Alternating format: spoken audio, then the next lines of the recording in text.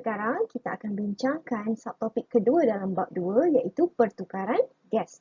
Okay, kita lihat sebentar quotes yang saya sediakan. As long as there's breath in our lungs, our story is still being written. Maksudnya dekat sini selagi kita bernyawa, selagi kita bernafas, kita mampu untuk berusaha mencapai apa yang kita nak.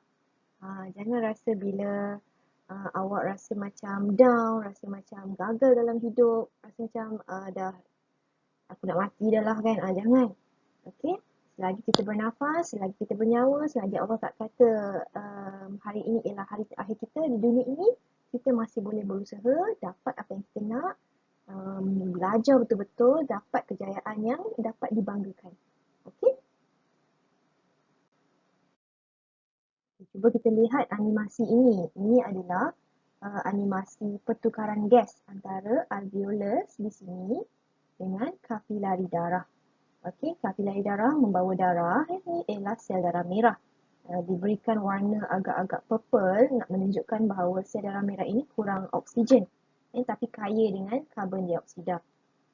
Okey, so oksigen dalam alveolus ini akan meresap masuk ke dalam kapilari darah dan bergabung dengan sel darah merah. Okey, kemudian karbon dioksida daripada sel darah merah dalam kapilari darah ni akan meresap masuk ke dalam alveolus untuk dikeluarkan dari peparu. Ini adalah konsep asas pertukaran gas. Proses yang terlibat dalam pertukaran gas respirasi, gas karbon dioksida dan gas oksigen namanya ialah proses resapan. Ingat resapan. Okey, yang mana kalau saya nak analogikan proses resapan ini sebagai orang kaya akan derma kepada orang miskin.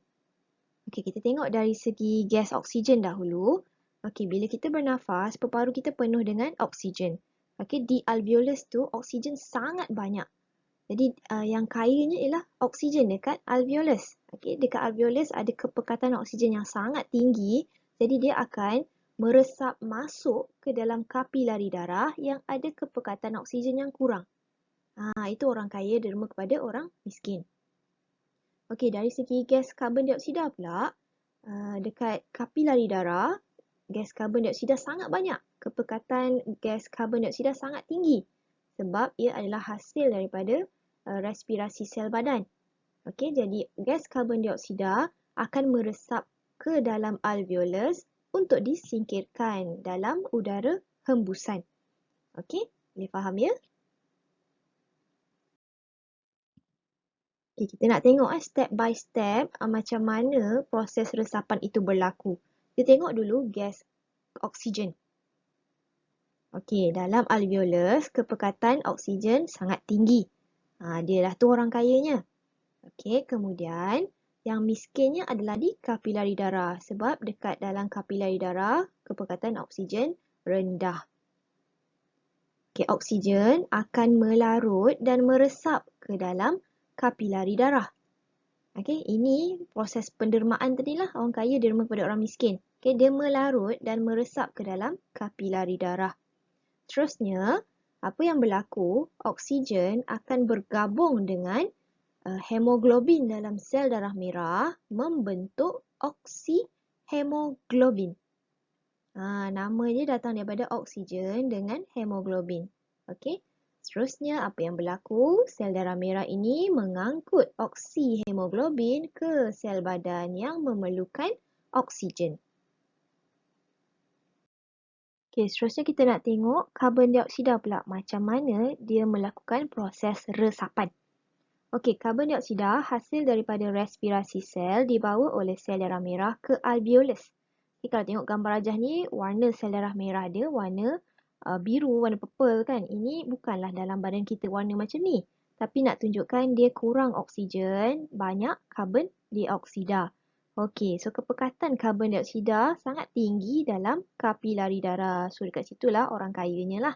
Okay, yang miskinnya dekat dalam alveolus. Jadi orang kaya akan derma dekat orang miskin. Okay, karbon dioksida akan melarut dan meresap ke dalam alveolus. Terusnya disingkirkan semasa kita menghembus nafas. Okey, next kita nak tengok step by step macam mana proses pertukaran gas respirasi. Kalau tadi kita terangkan dalam bentuk gambar, sekarang kita nak tengok carta alir dia macam mana. Okey, bermula dengan oksigen. Okey, oksigen meresap masuk ke dalam kapilari darah. Kemudian bergabung dengan hemoglobin membentuk oksihemoglobin. Okey, darah akan membawa oksihemoglobin ini ke sel badan. Terusnya oksihemoglobin akan terurai membebaskan oksigen. Oksigen ini digunakan oleh sel badan untuk respirasi sel. Okey, respirasi sel tu ialah oksigen mengoksidakan glukosa menjadi karbon dioksida, air dan tenaga. Karbon dioksida inilah hasil yang kita tak nak dalam badan kita. Okay, jadi karbon dioksida ini akan dibawa ke alveolus oleh sel darah untuk disingkirkan. Jadi kita dah tahulah alveolus ni sangat penting dalam pertukaran gas respirasi.